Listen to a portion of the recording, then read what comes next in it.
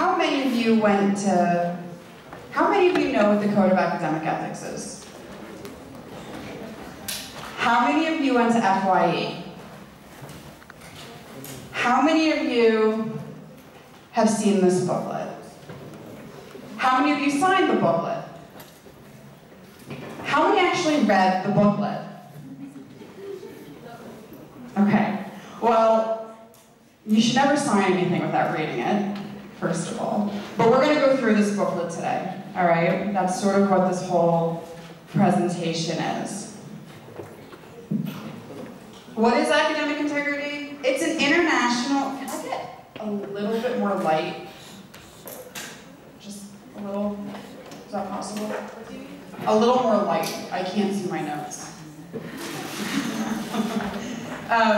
It's an international code of ethics, right? And it applies to all of academia. It doesn't matter... You can lower it a little bit.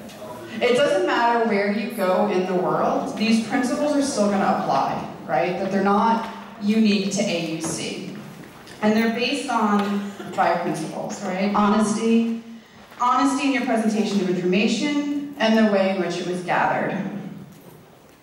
Trust. You trust your sources. And in turn, when you produce research and you put information out, others trust that you adhere to these standards when completing your work, and that your research is reliable to use, to build off of, or to quote. Right? Fairness to yourself and your source material, that you accurately give credit where credit is due. Respect for the process in the field of academia. And responsibility, that you do things responsibly, and when you don't, you take responsible for your actions. Right? So based on this, AUC has adopted its own Code of Academic Ethics, this book, which you've all seen and you've all signed, but you haven't read. And it has 11 points to it, right? And these take these issues of honesty, trust, fairness, respect, and put them together into expectations of conduct, right? And what are violations of these principles?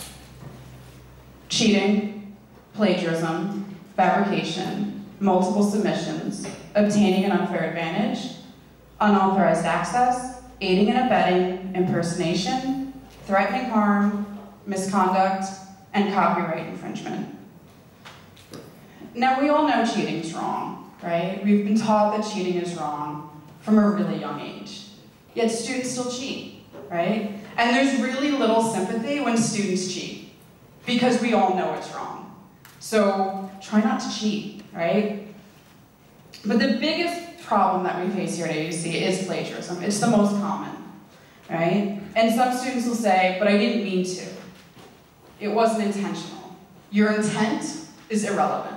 You take your rec courses, you take your core courses, you take sort of these foundation courses to learn how to cite properly, right? And essentially, you're responsible. If you don't know how to do it, if you don't know how to uphold the principles, you need to find out how, right? And it stems from bad research and writing habits. We hear a lot, students come in and say, well, I meant to go back and edit that passage. I didn't want to plagiarize, I wanted to edit it. Well, if you're approaching your research or your assignment as editing someone else's work, you're approaching the assignment wrong. You're not editing someone else's work, you're writing your own work. And you're using someone else to help support your argument, right? So you need to frame the assignment in a way that you can actually do it, and you can do it ethically. And it comes from poor time management. You can't write a research paper the night before it's due. We've all tried, I've tried, you can't do it. You can't do it and do it well. Paraphrasing takes a lot of time. Research and citation take a lot of time.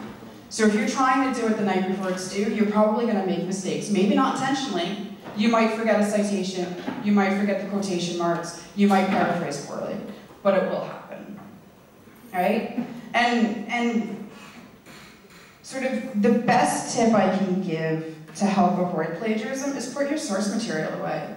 If you're looking at your source material while you're trying to write your paraphrase, you're probably going to end up with some sort of plagiarism. You're going to be looking at the source material and trying to copy it. Make sure that you said everything correctly. Read it 10 times if you have to, But if you can't explain the concept without looking at it, you don't understand the concept. Actually, there are several writing techniques, right, which all can lead to plagiarism. Quotations, if you don't quote properly, it's a type of plagiarism. If you don't summarize properly, again, it can lead to plagiarism. And then there's paraphrasing, right? And the difference between a summary and a paraphrase, a summary looks at a whole work, right, and tries to summarize the key points. A paraphrase is looking at just a section. It's a little bit more detailed than the whole summary. But it's all done in your own words, and it all requires attribution. All right? There are several types of plagiarism. You've got your copy-paste. Obviously, that's the most common and the most well-known. There's poor paraphrasing. There's patchwork, when you're taking information from multiple sources. You might be citing it in a way, or trying to, but linking them with just small phrases. If you follow the structure of an argument or a sentence, even with attribution, someone else took the time to structure the argument, to structure the paragraph, to structure the sentence. If you're changing the words, but the sentence looks the same in structure, or the paragraph looks the same in structure, it's still plagiarism, even if you attribute it. Because it's not your language, it's not your argument. You're changing the words to someone else's work. And then there's self-plagiarism, which we have as double submission, which we'll get to. All right? What kind of plagiarism is this? All right, this first one is a passage from Jill Lepore, which was originally published in the New Yorker. And this was written by Fareed Zakaria and originally appeared in Time magazine. Does anybody know who Fareed Zakaria is? CNN, yes. He's a correspondent for CNN, and he's also the editor of Time. I mean, without just skimming both of these, it's pretty obvious that this is pretty much copy-paste plagiarism, right? There was no attribution. Does anybody know what happened when this came out? He was suspended from both Time and CNN for a month while they reviewed, both publications, organizations reviewed everything he had ever written. He said that this was a one-off, that this was a mistake, that this wasn't his normal mode of writing. And it turns out that he was right, that they weren't able to find any other examples, but his reputation's been really seriously damaged. And this link here at the bottom, which is kind of cut off, is the source that I got both of these. And I include that A so you know where I'm getting it, but also because even when you're doing presentations, you still need to cite your information. Paraphrasing. Would it not be a great satisfaction to the king to know at a designated moment every year the number of his subjects in total and by region, with all their resources, wealth, and poverty of each place, the number of his nobility and ecclesiastics of all kind, of men of the robe, of Catholics, and of those other religion, all separated according to their place of residence? All right, that's a direct quote. Because it's a direct quote, look how it's cited. Vauban quoted in Scott, 1998, page 11. I know you do MLA in your classes. This citation is all APA, but you probably will have to use APA at some point in some of your other classes. Paraphrase. Vauban, in an attempt to persuade Louis XIV to adopt a census, argued that it would be to the sovereign's interest to be able to survey the numbers, classifications, and distribution of people and wealth, the added benefit of the census being its predictability and administration. Good paraphrase? Bad paraphrase? Who thinks it's a bad paraphrase? Who thinks it's a good paraphrase? Some. Who has no idea? All right, it's actually a good paraphrase. And the reason why is because I'm telling you who, right? Who's saying it, what context is it saying, you know, in what context was it said, and the main points of the quote. But the language is really different. And sometimes students say it's a bad paraphrase because it looks nothing like the original, right? But it's not supposed to. I'm not using Vauban's words, I'm using my own words, right? And then we've got the works cited. Patchwork plagiarism. All right. The red section is a definition. Do definitions need to be cited? Who thinks they need to be cited? Who thinks they don't need to be cited? Definitions need to be cited, right? Definitions need to be cited because depending on where your source is, could vary the definition, right? And not to be political, but think about recent events. Think about over the summer with the definition of a coup, right? Depending on who you looked at the definition of was going to vary that definition. Biases could be included in one definition or another definition. So you need to cite where you're getting a definition from, okay? And the blue section is pretty much a verbatim quote. So the red section and the blue section are both plagiarized because there's no citations, there's no quotation marks, and they're just linked together by little phrases. So this is patchwork plagiarism, and it's also sort of copy-paste plagiarism. These are the references for those two. Fabrication. It's mostly associated with data collection or field research. When you falsify the circumstances surrounding the way in which information is gathered. The number of people interviewed or surveyed, you can't say you interviewed 100 people when you only interviewed 10, right? You can't change the day you accessed information, right? You might be writing a paper and you don't want the professor to know you started it the night before, so you backdate the date accessed. You can't do that. That's fabrication. Right? You can't invent quotes and attribute them to people, okay? Or you can't say you did an experiment, but you really didn't, right? You're building a building, right? And you decide you don't need to do the soil test because you did a soil test for a site a kilometer down the road. And based on that, you say, okay, I can build a 10-story building. But really, you can't. Because if you had done the soil test in the place in which you're actually building, you would realize you could only build a 5-story building.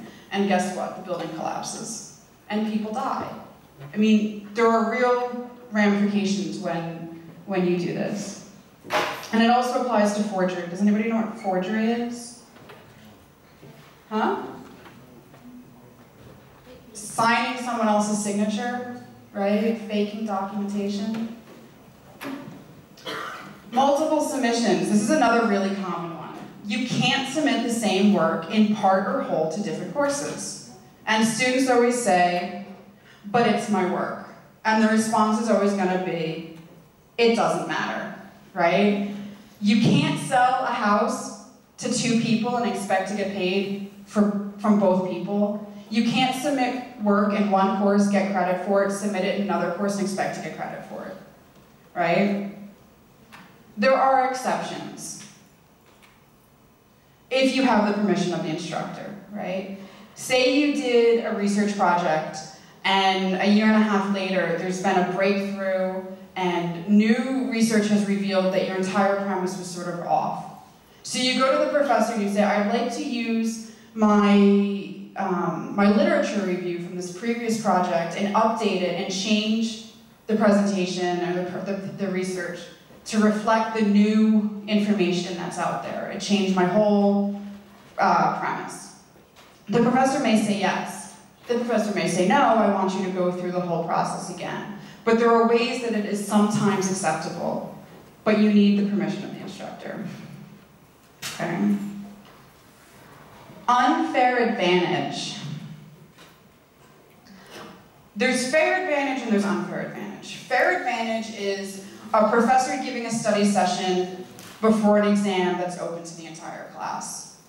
Unfair advantage is when 1 or 2 students or a small number of students has some sort of benefit that the rest of their peers don't have, right? If a professor gives you past exams to study from, that's fair advantage because the professor's giving it to everyone in the class. If you have access to exams in advance, right, either the exam in which you're going to be taking or past exams that the faculty member hasn't sanctioned to be distributed, that's unfair advantage. If you hide library resources from other students, that's unfair advantage. If you offer bribery, everyone knows what bribery is, right? To any university employee for a grade change or some sort of benefit, that's unfair advantage. If you benefit from nepotism to acquire an internship, right? Knowingly benefit from nepotism to acquire an internship, it's unfair advantage. So everybody know what nepotism is? Yes. Yes? What's nepotism? When like your friend or relative gives you a position. Right. You get a position. Right. And everything that I always hear, but that's just how it works in Egypt. But let me explain, right? If you're applying, if you're doing, say, an internship course, right? You're in the 300 or 400 levels, and you're applying for an internship that all of your peers can apply for, and you get it, right? You go through the standard application process, you go through the interview, whatever, and you're selected. That's fair advantage, right? But if you get an internship at a company or an organization or a research center or wherever that doesn't typically give internships or only gives internships at a certain level, say the graduate or postgraduate level, but you get it because you're the son or nephew or daughter or cousin or whatever of the person who's offering it, that's unfair advantage, right? Because you're being given access to something that nobody else on a fair level would be given. Unauthorized access, technology-related violations. These are pretty straightforward. You can't access the email of somebody else. You can't distribute confidential information or unauthorized documents electronically or in hard copy. And you can't hack or vandalize IT systems. Okay, we're gonna do our first little activity, so you can take out your phones.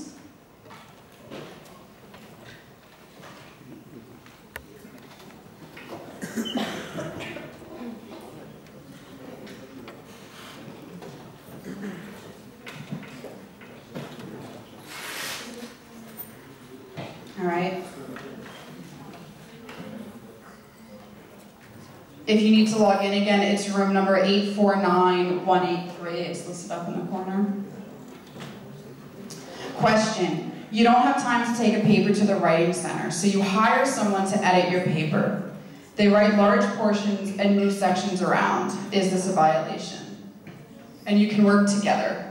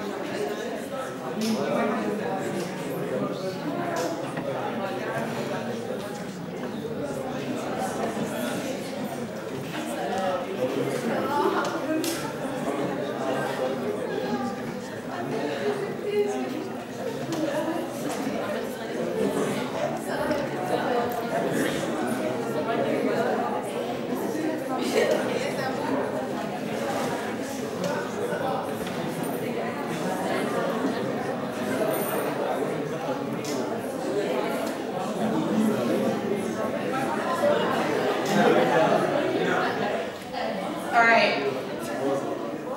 Is this a violation?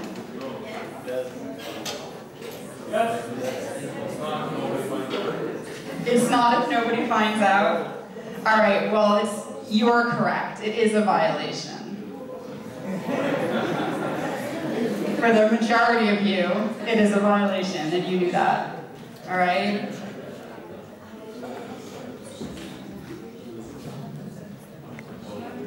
What type of violation is it?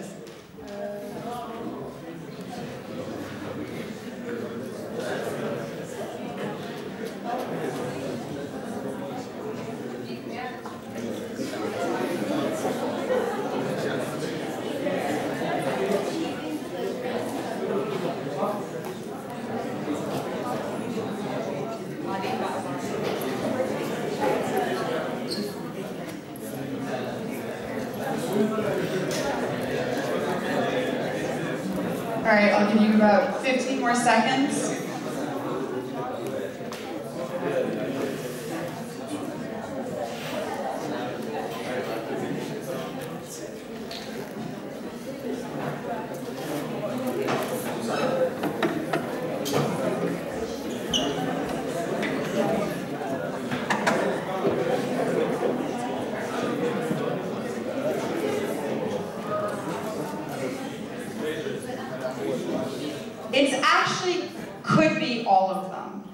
it's kind of a trick question, right? It's a type of cheating, right? It's plagiarism because it's not your work, but it's also fabrication because you had somebody else do your work and you submitted it as your own. So really any of those answers are correct, all right?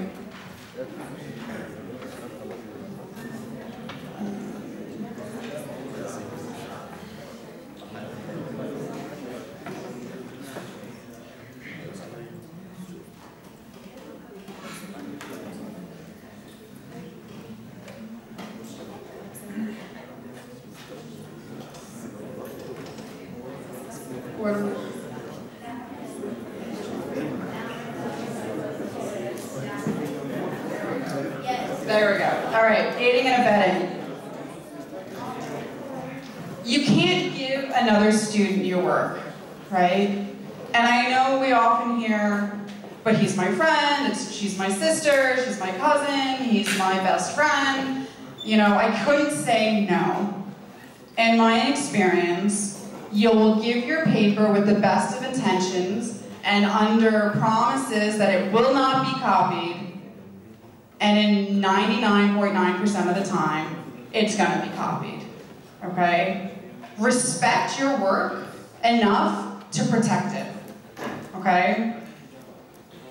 So don't give another student your work. You can't lie or hide the facts during an investigation into violations by yourself or others. You can't assist in the works of others, right? And you can't receive assistance on your work. And there's a fine line between sort of like help and assistance, right?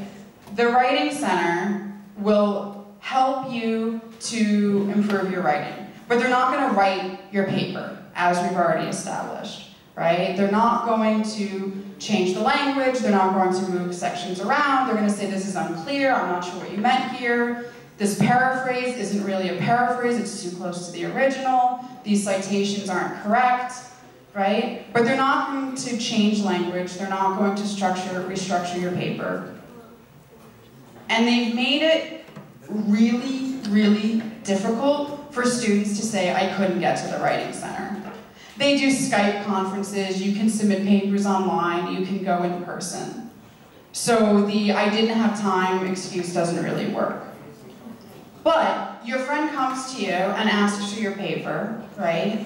And you don't want to give it to him or her, but you still want to help your friend, right? You can direct them to research. You can say, oh, did you check out this website, or did you see this book, or this author? They're really great, and they do, you know, I think it'll really help you with your topic, right? You're not doing the work for them. They still have to do the work, but you're making it a little bit easier for them to do the assignment on time, right? You can offer to talk about the topic. Just be a sounding board. If your friend can't explain the topic that they're trying to write about, then they probably don't understand it enough and they need to rework it. So there are ways that you can still help without getting yourself in trouble. Misconduct. It's just a general term to describe any sort of act that interferes with the academic intentions of the university, particularly as it relates to the rights of others, right? You can't interrupt a meeting that you weren't invited to. You can't stand outside a classroom and intentionally try to disrupt the activities in the classroom when people are trying to learn. Okay. Impersonation, pretending to be someone you're not, or allowing someone else to pretend to be you. Do you know who Ted Kennedy is, or was? He's deceased. Anybody?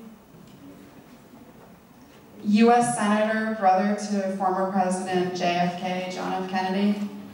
Yeah. Question? No. Oh, you know who he is? He was suspended for Harvard for 2 years because he allowed someone to take his Spanish mail. It didn't ultimately ruin his career. He ended up becoming one of the longest serving senators in the U.S., but you can't pretend to be somebody else, right? And you'll get in trouble if you do. You can't threaten, engage in, or encourage bodily, professional, or financial harm to any member of the AUC community who has witnessed or reported a violation of the Code of Academic Ethics, right? That's pretty simple. Copyright infringement. This is probably the most difficult topic of all of them. Plagiarism is certainly the most technical. Copyright infringement is the most difficult. And there are whole fields of law related to copyright, right? So it's certainly not an easy issue. But you can't use copyright and protected materials in any way that violates international copyright law. And this can be print, electronic, or multimedia. If there's a video on YouTube, can you use it for anything you want to use it for? Who thinks you can? Because it's online, it's fair use. It's free, it's free. Who says you can't? You can't, right? It is still copyright protected. But there are ways,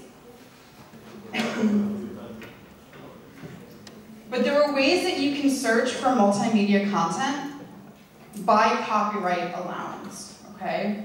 Has anybody ever heard of Creative Commons? Anybody know Creative Commons? It's an organization that has helped create licenses that can be affixed to sort of any content, right?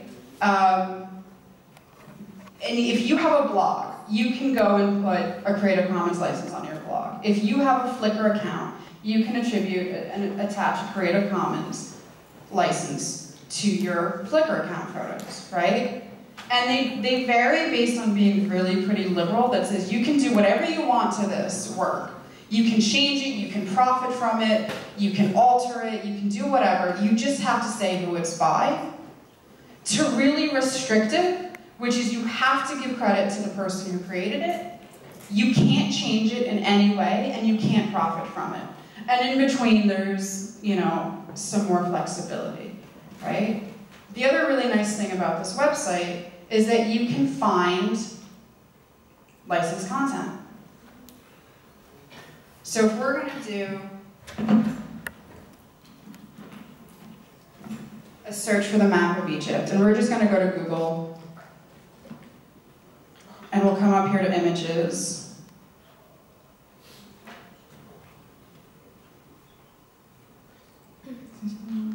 Yes. All right, I pick this map, and I'm going to go visit the original page. And when I scroll down, I find out that it's part of the public domain, right? That means that you can use it and alter it, right? It's no longer protected by copyright. You still need to give credit to the original source and where you found it, but you can use it without prior permission. Does anybody know how long works are copyrighted for typically? 50 years. 20, 16, 50? It's the life of the artist plus an additional 70 years. Okay? 70, right? And that can be extended, and there's some weird, you know, inherited and things like that, but typically, that's a copyright protection. And it can also vary by country, right? Works can be in the public domain in one country and still protected by copyright in another country. So it really is quite complicated, okay? We can do, without having to go through the Creative Commons website, you can still do the same search through Google.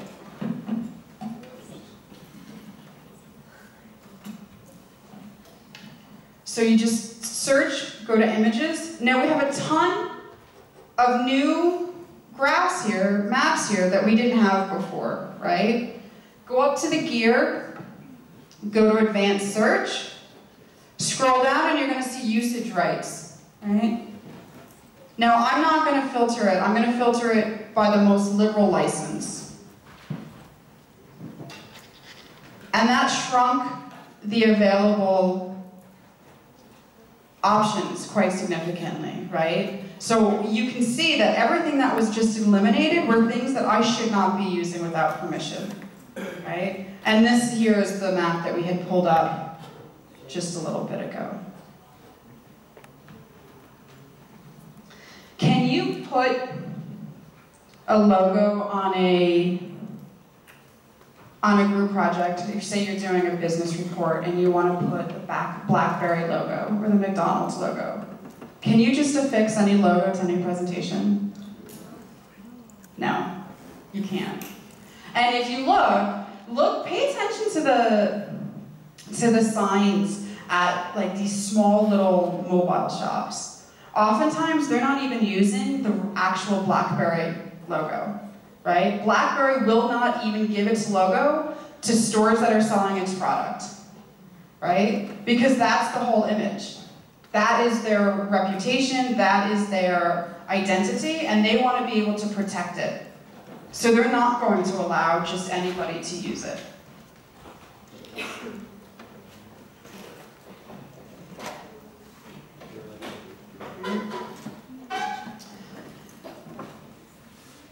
If you're working in a group, right, and one member plagiarizes, how many people can be held accountable for that person? Who thinks it's just the person that plagiarizes? Who thinks it's everybody in the group?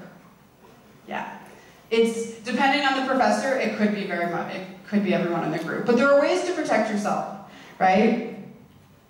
If someone submits a section and there's not a single citation in that section, red flag, probably plagiarized. If they don't give any references with their work, again, red flag, it's probably plagiarized. Even if you're all focusing on different aspects of the project, you're probably using the same basic research, right? You may even recognize portions of what is being presented as from your own research, right? So that's another thing. If the writing style in a section is varied, there's different grammar, there's different whatever, you know, if it's different fonts, right? If all red flags, then something's probably wrong, something's probably off. Take suspect lines and put them into Google and just do a Google search for it. If it's coming from online, you're going to be able to find the source material really easy. Even if you're doing interviews, you still have to cite the interview. And equations, theorems, graphs, charts, all of that still need to be cited. And you can do all of this without access to Turnitin, right? But you have to give yourself enough time to be able to do it. So if you have a group presentation and you're asking all the members to submit the work the night before, you might not have time to do that.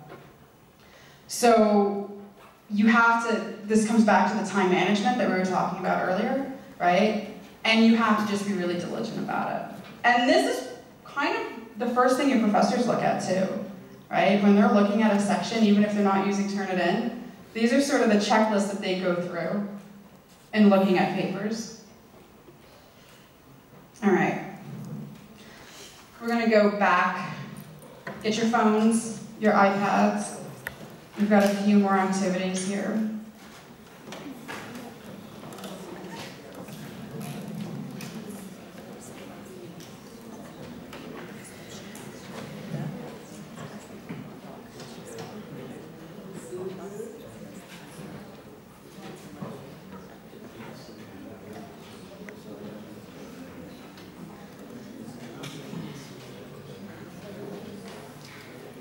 You don't feel well, so you don't go to class, and you end up missing an exam.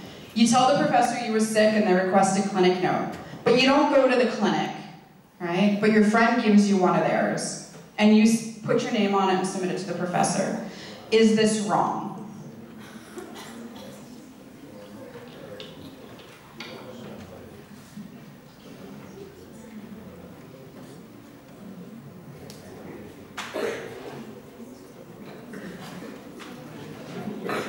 Give you about 10 more seconds.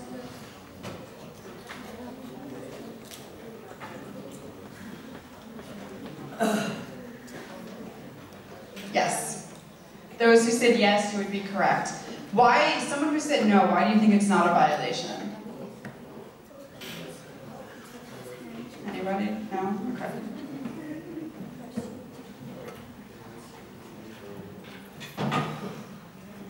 What type of violation is it?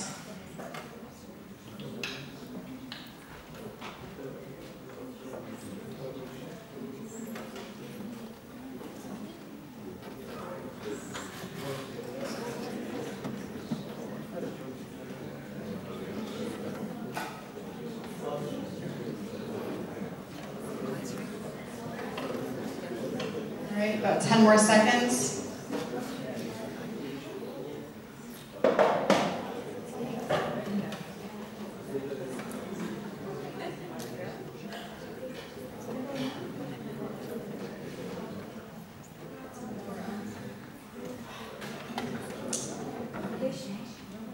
Those who said fabrication would be correct. It's a type of forgery. It's not your clinic note, right? The doctor did not sign the note for you, right? And it could ultimately get the doctor in a lot of trouble too, for submitting something with his signature without it actually being for you.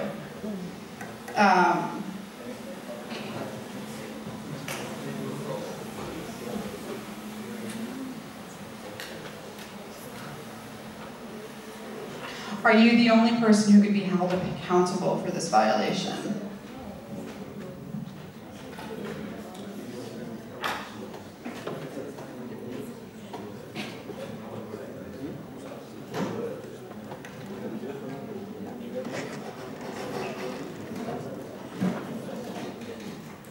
All right, let's see.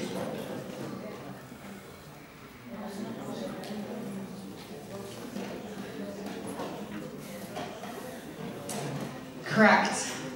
No is correct. Your friend can also be held accountable, right? And essentially be accused of aiding and abetting. Hmm?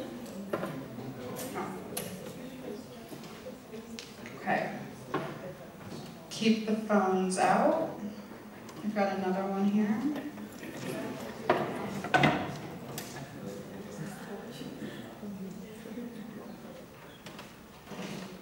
You're assigned a project, and your professor recommends that a book that is absolutely perfect, but the library only has one copy. You go to the stacks and you hide it, so you are the only one who knows where it is. You use it for your research.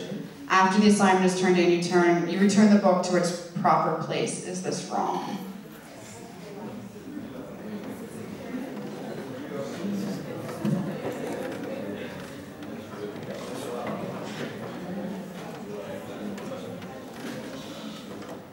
Yes, it is. Okay.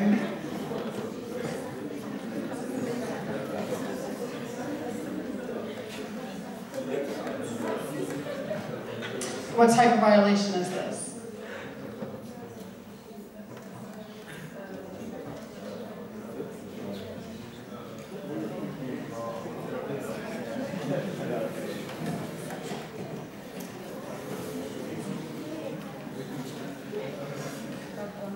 Unfair advantage, that is correct. That is correct.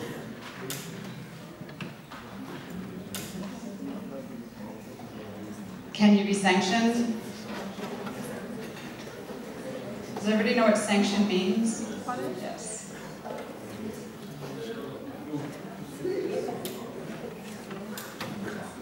Yes, you can. All right. And this is a really easy violation to spot, because while the book was hidden, 5 of your classmates went to the professor and said, you know, we can't find this book, and we went to the librarians, and the librarians can't find this book, and when the assignment is submitted, you're the only one that's used the book. So you kind of get yourself caught in an attempt to give yourself an advantage.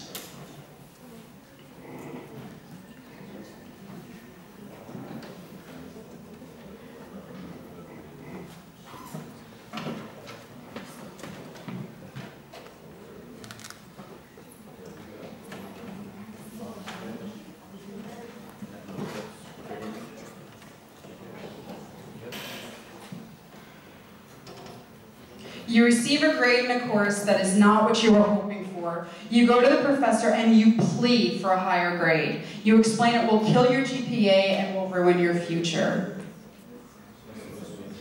Is this a violation?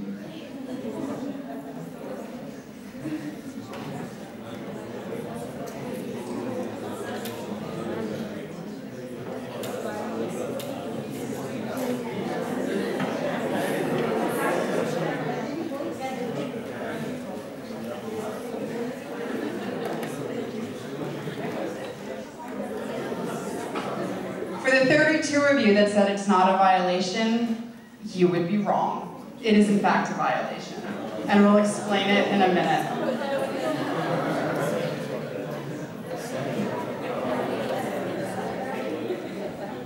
What kind of violation is it?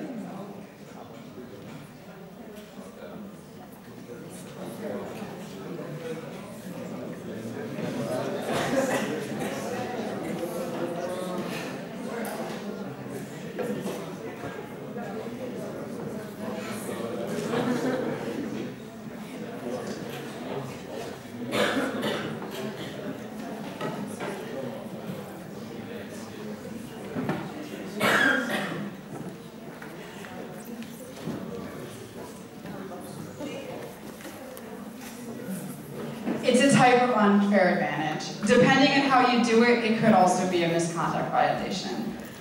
The reason it's a violation, if you notice the language, right, of the question, you can't plead for a grade change, right? You can request an explanation for a grade. You can say, Professor, I don't understand why I got this grade. Could you explain it to me? That's fine.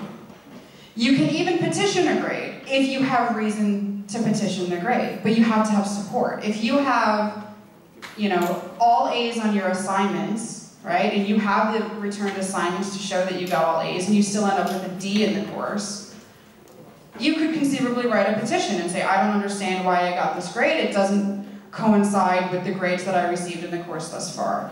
But to go to a professor and plead for a grade change simply because it's going to ruin your GPA isn't justification for a grade change, right? Because you're an A student, but you got a B in this class, right? And it's an abnormal grade for you, isn't justification on its own, right? You're asking for an unfair advantage, right? Your faculty grades students according to a grading rubric, right? So you're essentially saying, I'm exceptional, and I deserve something that none of my other classmates deserve, right? That's why it's an unfair advantage.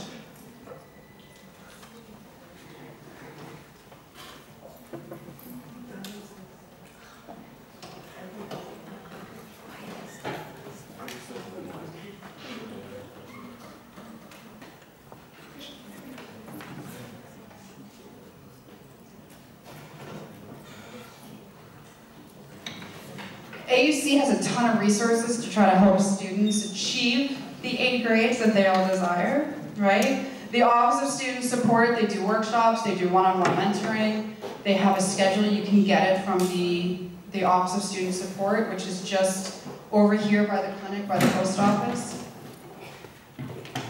There's the Writing Center, and we talked about all the different ways that you can get feedback from them, but we did note that there are limitations to their support. There's the library. The library has numerous trained librarians, right? If you don't know what a peer-reviewed journal is or how to find them, go talk to a librarian. They can help you find the peer-reviewed journals. They can help you find the best sources. If you don't know which databases are the best for your subject, they can help you with that. All right? How many of you have taken the LALT course? How many are planning to take it next semester? What is it? The Library and Learning Technologies course. It's a required course. Okay. I recommend that all of you take it next semester. All right? It's a required course. It's supposed to be taken in your first year. It will help you. It will reinforce what you're doing in your core courses. It will help you to learn research techniques. And students who take it in their last year, in their last semester, come back and say, I really wish I had taken it earlier, because it really would have helped me before they have a violation and they have to come see me, right? There's the Hacker Guide. Diana Hacker and Barbara Pfister have created one of the best online resources to help with citations.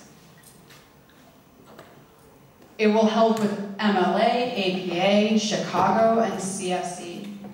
It will do in-text citations, list of works cited pages. It'll help you find sources, and it is by far the most useful free resource that I know of. And it's constantly being updated.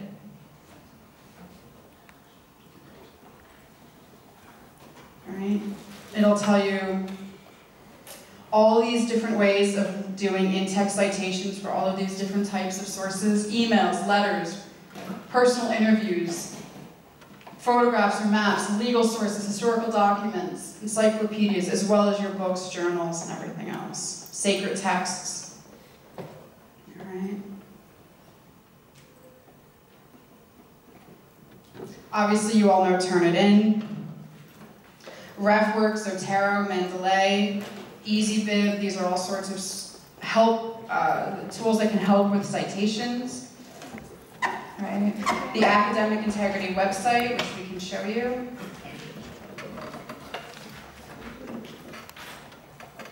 Right? We have all sorts of information here for students. How do you know when you're working in groups is collaboration and violation, violations, group work, writing, avoiding plagiarism, note-taking, taking tips, sources, there's tutorials, know your rights. Students do have rights.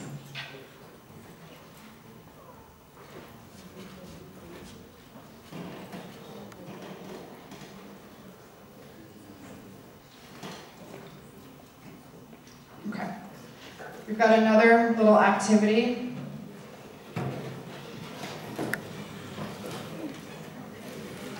So you can get out your phones again.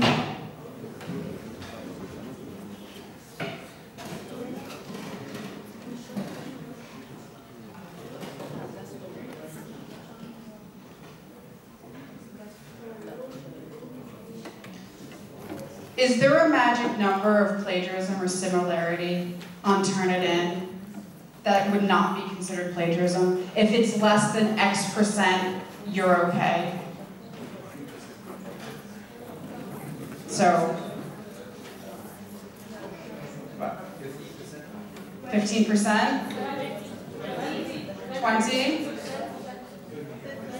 15, 13 to 14? So you all think that there is an acceptable amount, right? You're all saying that this is a true statement.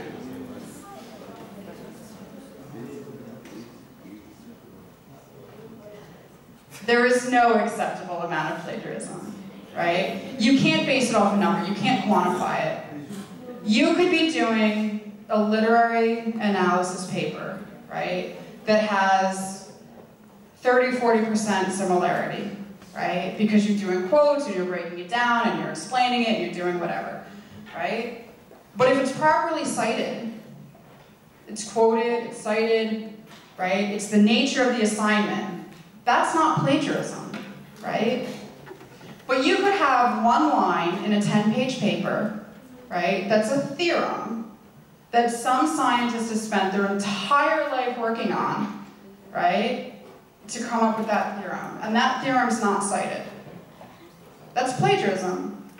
You can't quantify plagiarism, right? But what your professors do is they use Turnitin as a tool to try to identify suspect passages. Professors then still have to go and look and say, okay, this is plagiarism, this is not plagiarism. This is properly cited, this is not properly cited, right? So this idea that as long as it's less than a certain percentage, absolutely wrong, and you guys can find yourself in a lot of trouble later on if you use that as a benchmark as to what's acceptable and what's not acceptable.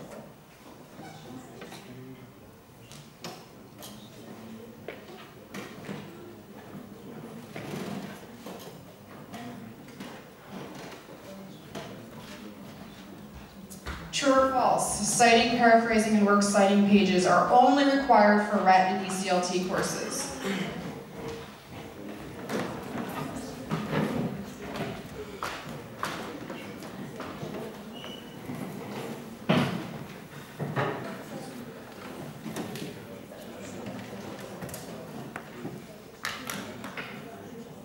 It is false. You are required to cite in all subjects.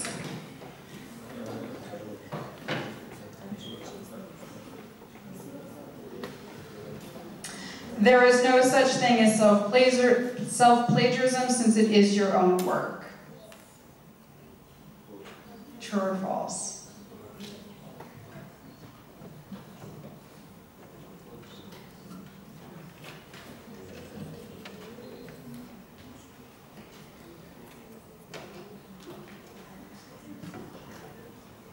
that is false.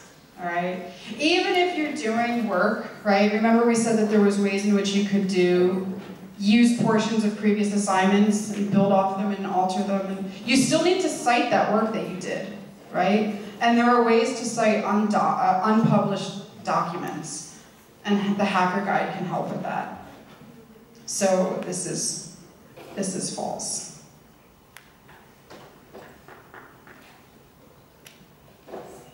We've already talked about this one.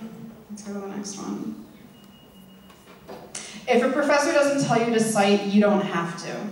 True or false?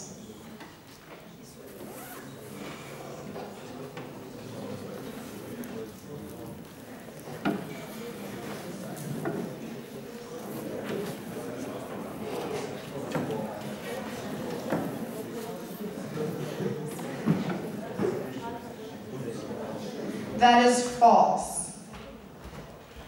Professors shouldn't have to tell you to cite. It is what's expected, right? And you're taking these RET and core courses in part to get the foundation so that you can carry this through for all your courses.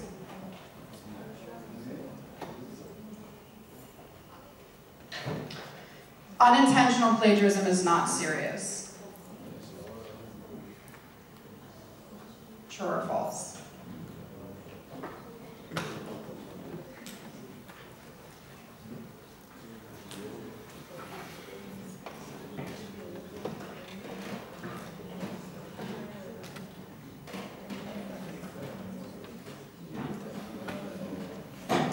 That is also false. Just because we went over this is one of the first slides that we did, right? Unintentional plagiarism is still plagiarism, right? And it still has consequences.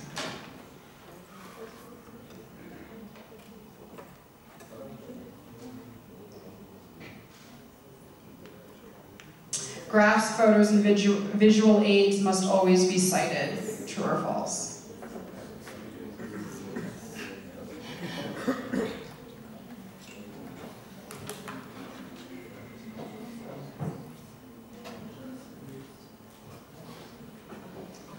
That is true.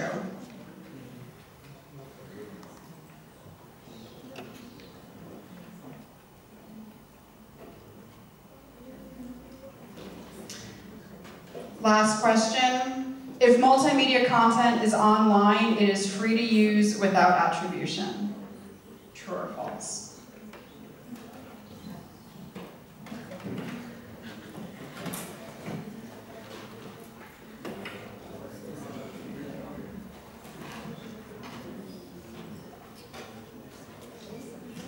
That is false. You're correct. Right? Because just because it's online doesn't mean that it's not copyright protected. And we went through ways that you can find materials that you can use without prior permission, but you still need to cite them.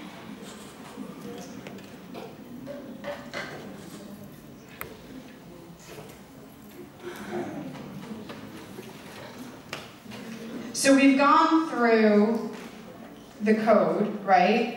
But what happens if you violate the code? In your rep courses and your core courses, you're going to get a failing grade for the course, and you're going to be submitted to the Academic Integrity Committee, right? If you get submitted to the Academic Integrity Committee, you have to come before the committee, which is made up of both students and faculty and staff. You will not be able to drop the course in which the violation occurs, or in which there is a pending case, right? The grade that you receive in the course then becomes a permanent part of your GPA. So if you fail the course, and then you repeat it, and you get an A when you repeat it, your GPA is going to reflect a C, approximately, right? You're going to have to attend the Academic Integrity Matters workshop, which is about 5 hours on a Tuesday. You're going to have your name added to the Academic Integrity database, so if there's any repeat violation, you're going to be faced with harsher sanctions. And, yep, okay, the graduate policy is slightly different. I've got some examples here. Doris Kearns Goodwin. She was a Harvard professor who wrote the Fitzgeralds and the Kennedys. She wrote a lot of she's a popular historian, right? She wasn't just writing for academics, but her books were very popular. It turns out that she had plagiarized a fair amount of her book, The Fitzgeralds and the Kennedys, and then it turned out that she had paid off the author that she had plagiarized from not to reveal the fact that she had plagiarized from them. And that then came to light, and the bribery came to light, and she blamed it on, she had too many research assistants, and she was too busy, and it was poor research methods, and not enough time to do it, and all the sort of excuses that we're saying that we hear here at AUC. And her reputation was pretty seriously damaged, and this was about 15 years ago, 20 years ago, and slowly she's been able to regain her reputation, but she's still not back to where she once was. Jonah Lehrer. Anybody know? This was only about a year ago. Does anybody know Jonah Lehrer? He used to work for the Wall Street Journal, and he used to write these sort of science blogs. He was very popular, and he was very good at breaking down these sort of science concepts into more relatable terms, right? More relatable terms. And then he switched to the New Yorker, and it came to light that he had been recycling works that he had done for the Wall Street Journal and the New Yorker. And the Wall Street Journal was upset because they essentially owned the works that he was reusing without getting attribution. And the New Yorker was upset because they were paying him to write works for them that he was then just essentially taking from his previous work. And he ultimately was allowed to keep his job after this, but neither the Wall Street Journal or the New Yorker was really happy. And then it turned out that he had written this book, right, called Imagine. And there was one part of a quote, a one-line quote, attributed to Bob Dylan that became suspect. And this Bob Dylan historian contacted him and said, I don't know where this quote's coming from. I don't know this quote. Where did you get it? I've never heard this before. And he tried to dodge the questions, and eventually he had to come forward and say, I made it up, right? Bob Dylan never said this line. The publishers pulled his book off the shelves. You can no longer buy his book, Imagine, and he lost his job from the New Yorker. Fareed Zakaria, we already talked about. The German defense minister, Karl Theodor zu Guttenberg, right? He was thought to be the next leader of the party after Angela Merkel. He was young, he was popular, he was well-educated. And it turns out that he plagiarized on his PhD dissertation. And he ultimately had to resign in scandal, and his PhD was revoked after the fact. And his reputation is pretty much destroyed. The German education minister, Annette Schaven, also recently had her PhD revoked for plagiarism, though she is fighting that charge. Vicente Soto III is a politician from the Philippines, and he was giving this three-part speech, right? And while he was giving the speech, people were Googling, right? And before he was even done with the first part, they had called him out for plagiarism, right? So beware of the BlackBerry or the iPhone. Napster. Does anybody remember Napster? Probably before your time, but it was sort of the precursor to LimeWire and Pirate Bay. And they were uploading music, and primarily music at that time, right? It was a college student. And who here is a Metallica fan? Anybody a fan of Metallica? You can all blame Metallica for for shutting Napster down. They were upset that their copyright royalties were not being paid, and they took the founder of Napster to court. And Napster was shut down. I mean, he had a huge fine. I can't remember if there was legal or jail time involved, right? But that sort of started the crusade against sites like LimeWire and Pirate Bay and Mega Upload. And it all started from Napster. Advertisements. I like to add, to end with this one. You can't necessarily believe everything you read in advertisements, right? You see, whatever. And about several years ago, I worked for a company here in Egypt, and I was sent to a client of ours in Dohi, and they gave me all of this copy to proofread and edit for an advertisement campaign for soap. I can't remember if it was Persil or Ariel or whatever it was. And they talked about how this doctor, you know, was giving all of these testimonials about the health benefits of the soap. And I said, I need to see the interviews with this doctor. And they said, what doctor? I said, well, you're talking about a doctor, you're quoting a doctor. They said, there is no doctor. And I went, but that's just, I mean, you're just blatantly lying. You're just lying. They said, but there's no doctor. I mean, it's just, it's odd. And I said, well, all right. And I go back to my boss and I said, I'm not working on this campaign. I can't do it. And my boss said, don't worry about it. We're getting rid of that client anyway. All is fine. Well, then we had another client that I had been working on, right? And every couple months, the assignment would change, right? And it started off as like these media analyses, and then it became sort of, they wanted to be more position pieces, and eventually the assignment was just blame everything on Al-Qaeda, right? Anything that goes wrong in the world, anywhere in the world, just blame it on Al-Qaeda. And I said, I can't do that, right? I have my MA in Middle East Studies, I've spent so many years doing this. And I said, I'm not working on this client anymore. My boss said, well, right now it's our biggest client, so you either do it or I don't know what to tell you. And I said, then that's fine, I quit. And I quit my job, right? And I was in a position where I could do that, right? I was single, I wasn't married, I didn't have a family. I quit my job without too many repercussions. I'd like to think that if I was faced with a situation like that today, I'd make the same choice, right? I'd like to think that I'd be able to stand up and say, this is wrong, this is completely unethical, I'm not going to tolerate it, and I'm not going to be a part of it. I don't know if I would be able to make that choice today, right? I'm married, I have a family, I don't have the luxury to just say, I'm going to quit my job without something else lined up. And whenever I give this presentation, I always think about it. What would my choice be? I don't know. But I end with this one because ultimately, it's a choice, right? We make the choice to cheat or not to cheat. We make the choice to plagiarize or not plagiarize, right?